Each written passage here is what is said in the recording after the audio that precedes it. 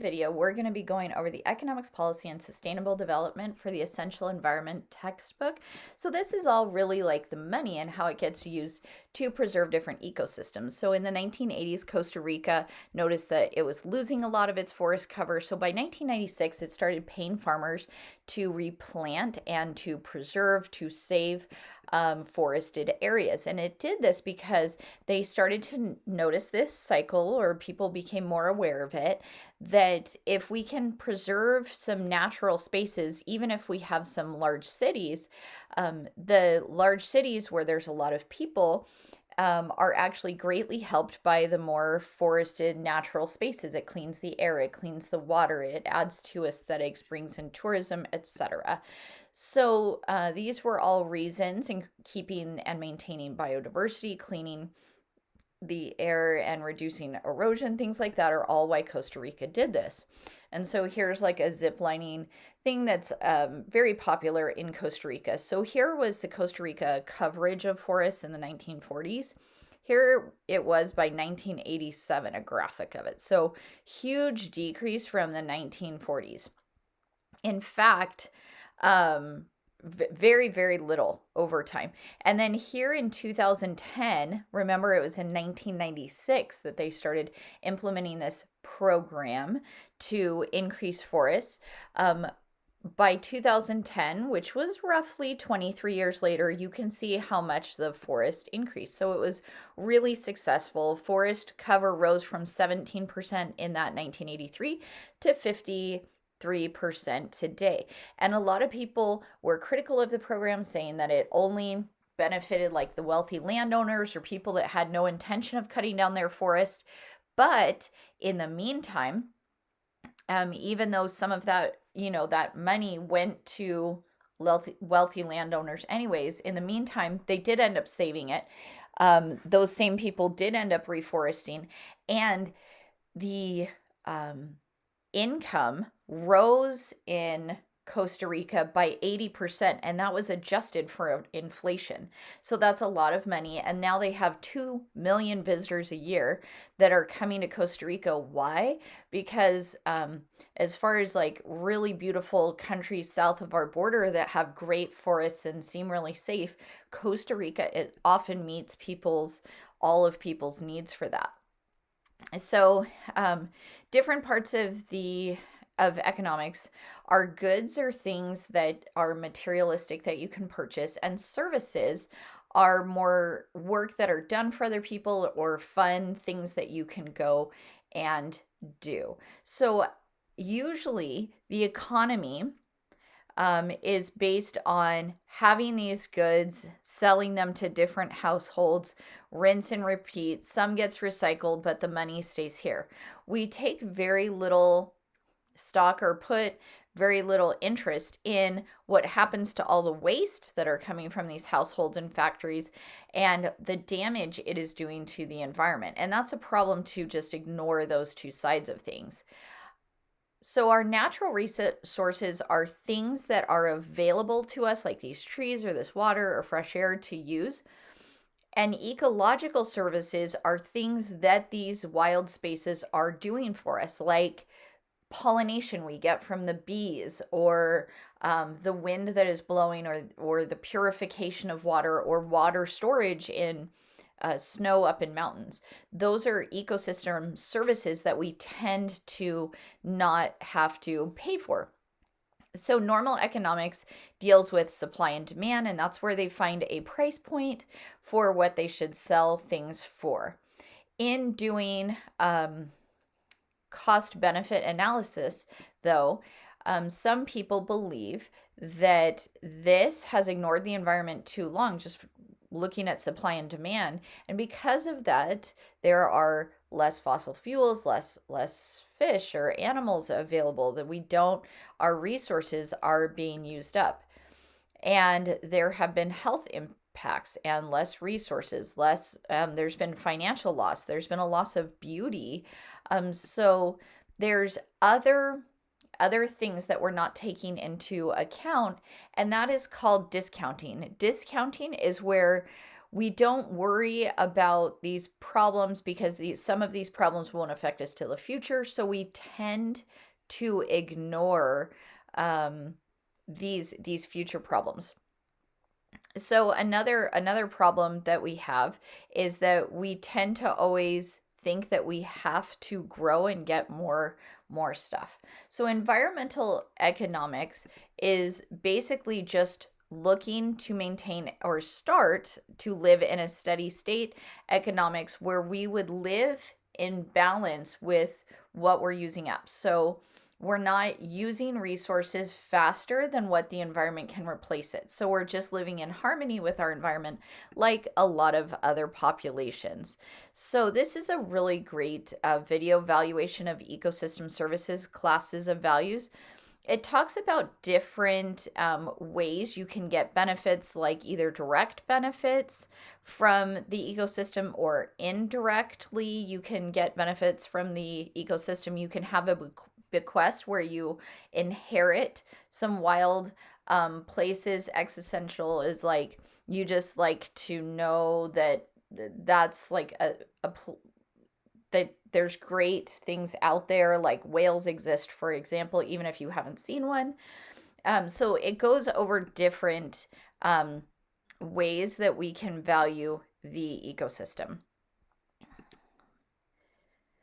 So different ways we can value ecosystems is like looking things as like a cultural value or a scientific value, an educational value, or like a aesthetic value, like the beauty of it, or even an option value where you understand that you might need that wild space in the future, so you maintain it just for the sake of maintaining it.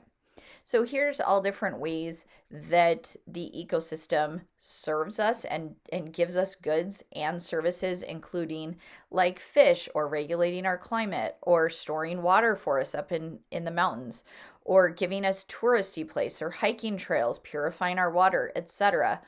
Moving water for us by way of rain to different areas that we need it. And those services are valued at $155 trillion in 2020, yet we don't actually pay for the large majority of that. Here's different countries in the world and what their gross domestic product, so the amount of money made by the total value of the goods and services provided by that country each year. It's not a big shocker. The United States is in black. We're one of the wealthier countries. However, while we're very wealthy, it's been argued that we're not really much happier, that our crime has risen, that our pollution has risen, etc. So there's those that have developed this genuine progress indicator, GPI, which measures not like other things other than just the amount of money you have, like also happiness. And what they have seen is that as in America, as we've bought more stuff, we tend to not be any happier. So that's something to take into account.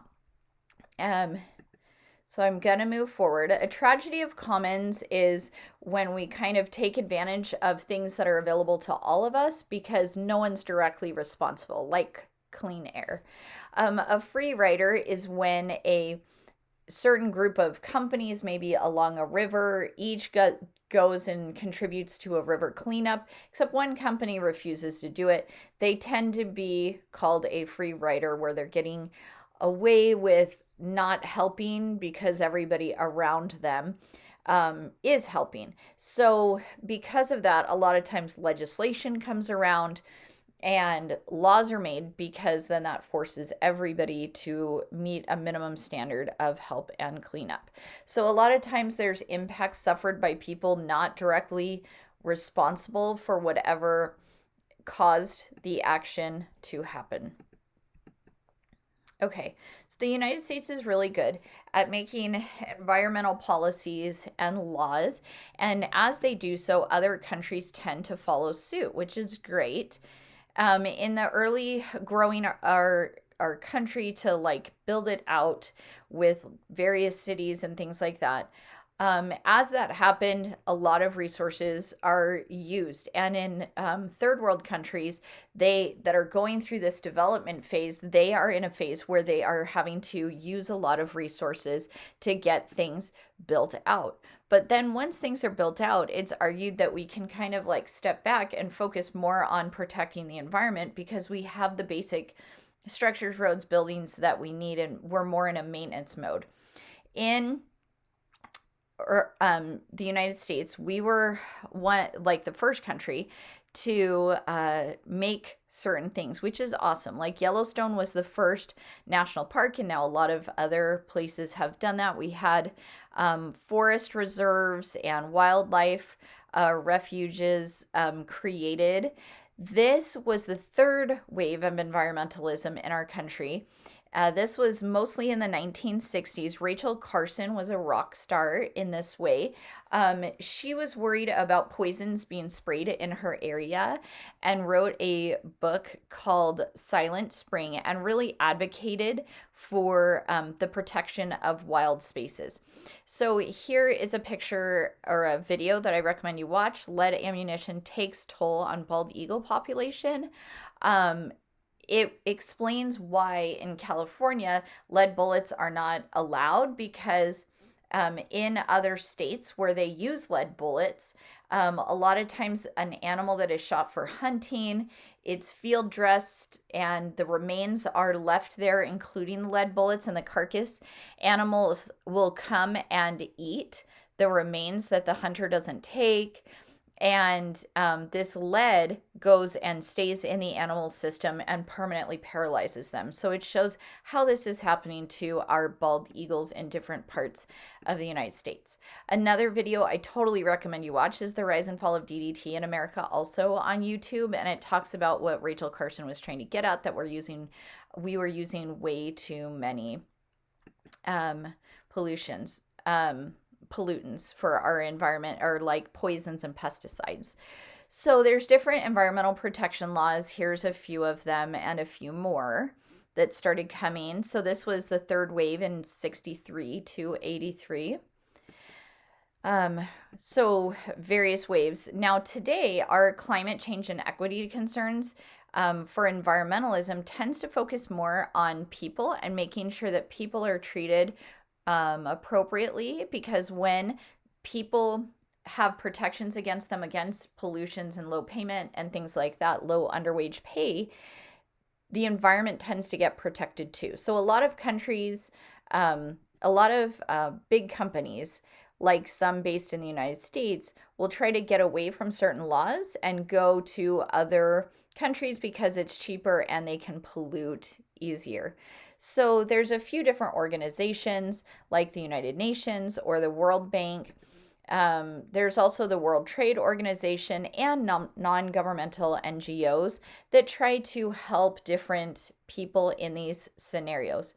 One thing that sometimes these organizations, their purpose doesn't necessarily always protect the environment. Sometimes it protects the people more. For instance, in 1995, the World Trade Organization wouldn't let the U.S. Refine our gas, have higher gas regulations to make gasoline even cleaner, because Brazil and Venezuela didn't have the infrastructure to get their gas to that cleanliness level.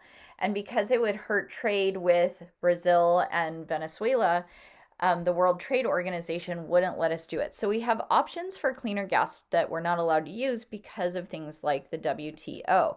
I'm not saying the WTO is always wrong or anything like that. It's just sometimes things are a little askew compared to what you would expect. So you have to look at each law or regulation individually as you make those judgment calls.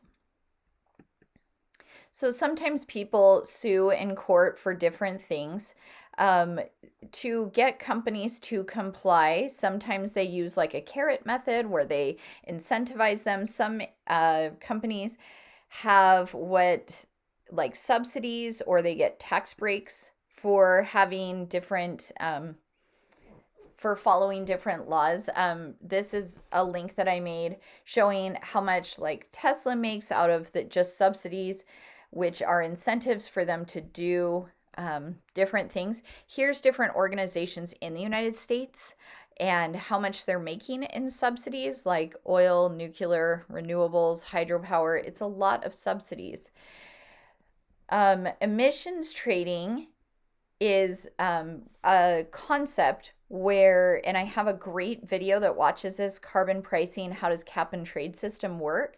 I recommend you watch that. But essentially, companies that are low emitters will be given the same number of permits from the government that high emitters, see how they're above the line, they will also get the same number of permits for pollution, but they can sell their permits to another company that is making more pollution, and they can make money off of that. So they're incentivized to lower their emissions, and these guys are incentivized to lower their emissions so they don't have to keep buying permits from other companies. So that's called cap and trade, but to get more information, please watch that. So a lot of local companies will offer rebates for getting eco-conscious like things. There's also eco-labeling. Some companies fake, and I'm not saying these ones are, but some companies fake their greenness and have fake green labels.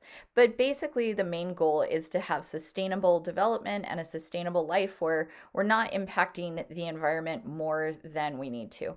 So that's it for this video. I hope you have a great week.